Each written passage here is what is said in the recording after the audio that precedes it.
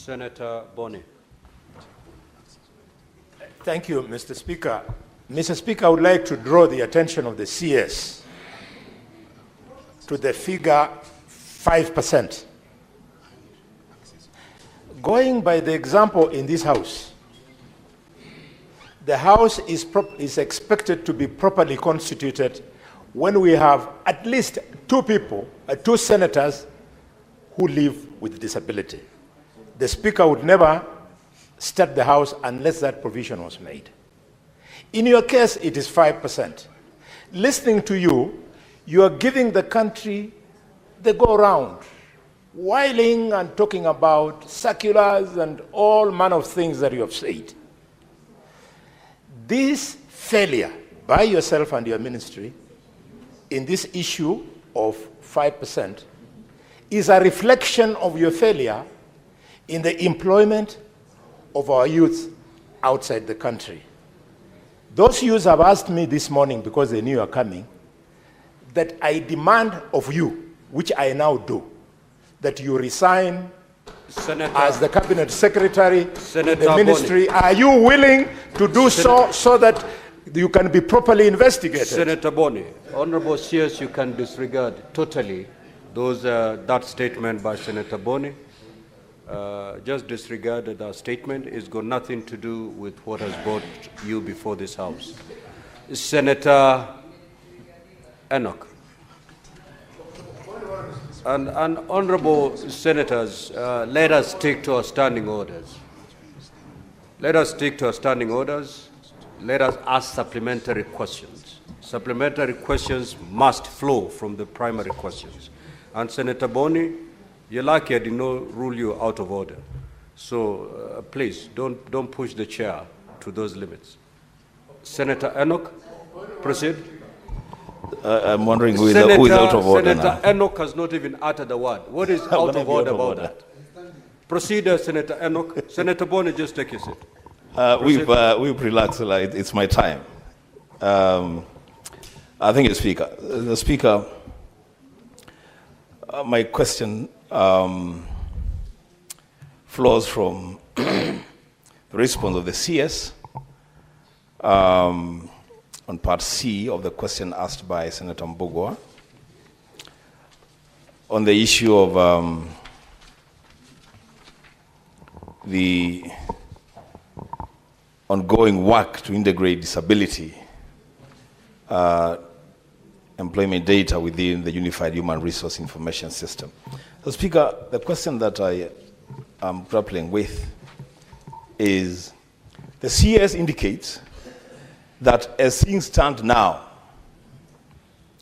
treatment of issues to do with persons with disability is based on goodwill. And you say that there is a transition now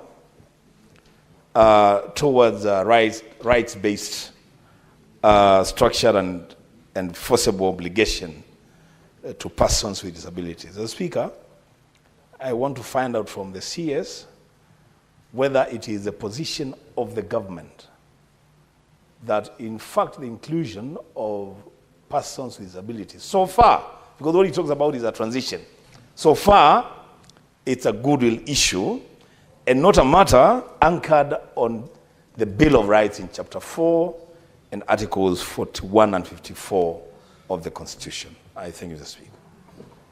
Honorable CS, you may proceed to respond.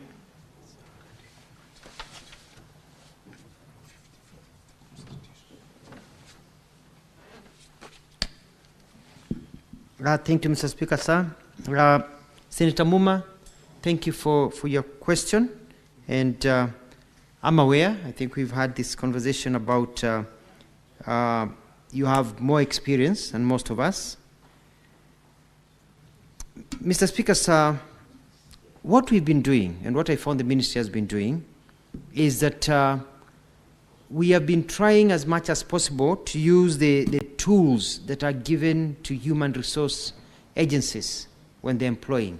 And that is in terms of we look at what is the percentage of people with disability in their companies or in the institutions based on the employment data that they provide.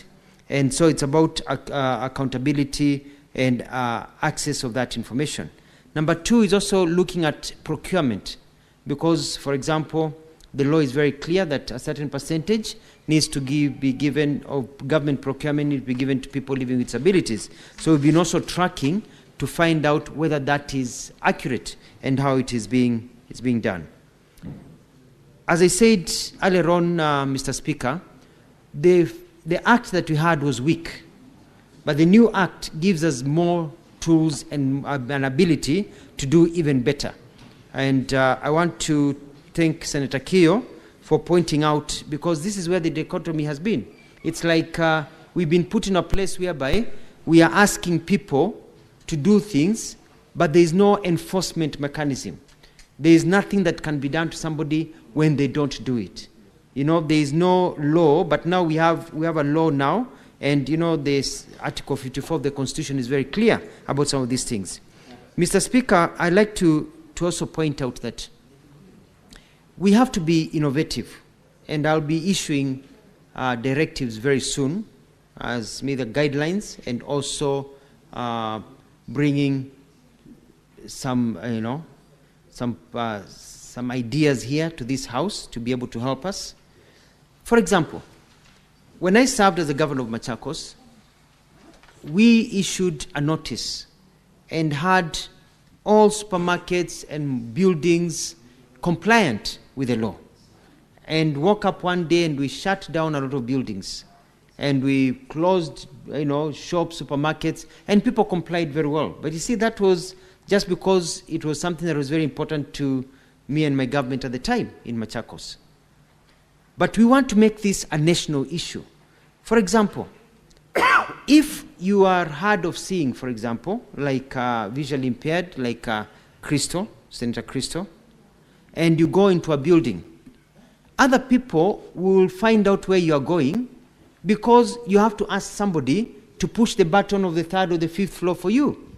Whereas, like when you go to other countries that have been, when on my government trips, you find that all the lifts have braille. So you can just touch and know where you're pushing. And when you're inside the lift reads out the floors so that you know the next floor is yours, and the lifts have opened. So we're getting there. But these are things that we can't just let the private sector and the public sector do it under goodwill. So we'll be giving directives as government and saying these are things that are expected. Ramps have been well enforced all over. But there's a simple thing, Mr. Speaker, sir. And I like the point that Dr. Senator Khalwale talked about how this House has ensured that people living with disability are included and part of this House. If you're in a wheelchair, members of this House, if you're in a wheelchair and you want to do a banking transaction and you want to go to an ATM here in Nairobi, in a wheelchair, you'll not be able to transact.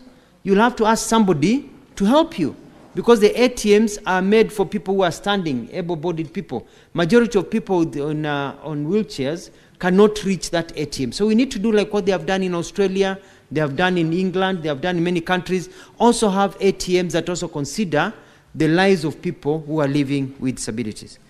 Thank you, Mr. Speaker, sir.